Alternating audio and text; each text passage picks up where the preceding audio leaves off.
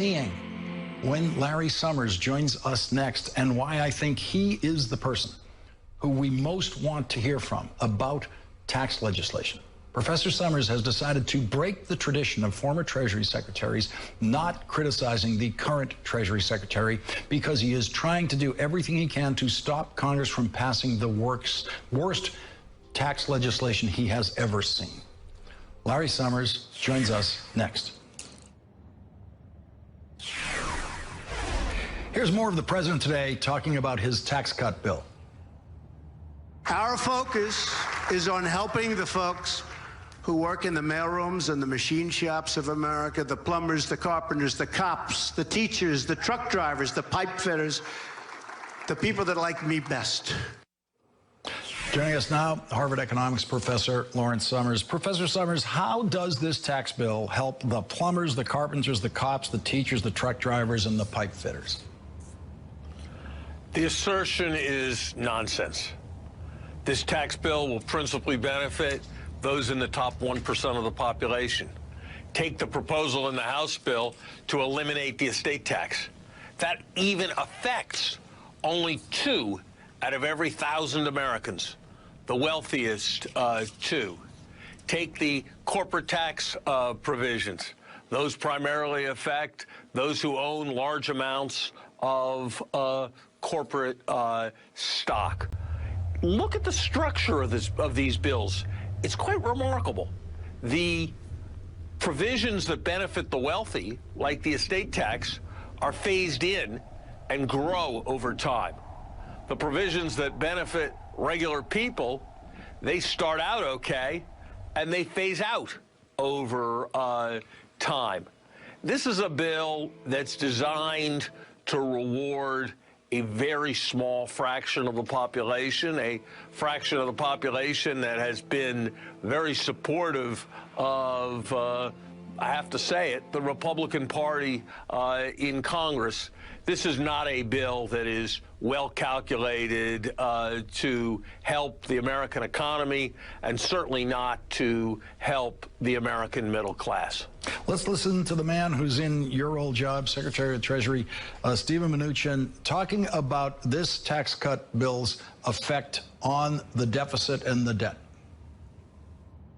Not only will this tax plan pay for itself, but it will pay down debt.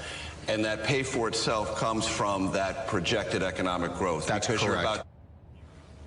Your reaction to what the Secretary just said?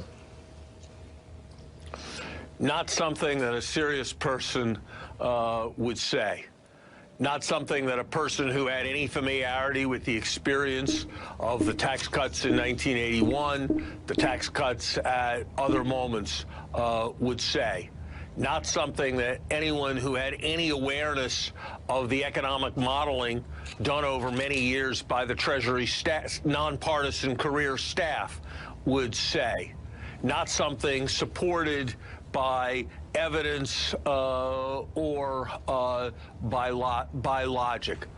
I don't know whether the Treasury Secretary believes what he is saying, or whether he just believes it's politically necessary to make these assertions. And I don't know which is worse in terms of my confidence in the way the economy is being managed. There's a tradition for former Treasury secretaries to meet with the new Treasury Secretary and have some informal time together. It's usually a very supportive kind of discussion. Have you had a meeting like that with Steve Mnuchin? There was a group of Treasury secretaries who came together, and that was not an occasion for confrontational dialogue.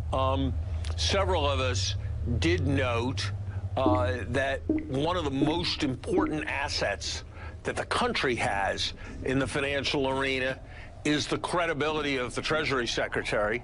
And so one of the most important aspects of the job is choosing your words very carefully, so you don't squander the asset that is your credibility.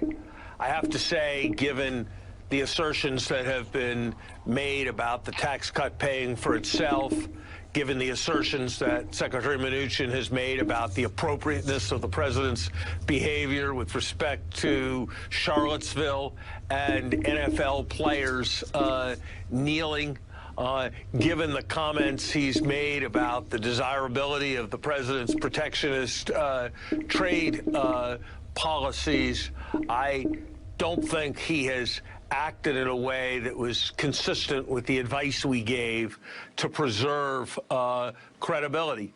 And if there comes, and I think there likely will sometime over a few years, a moment when the Treasury Secretary's credibility as he makes an economic or financial assertion is important, I think people will look at him and see a man who believes in the Laffer curve, see a man whose assertions are beyond those that George Bush once labeled as voodoo economics.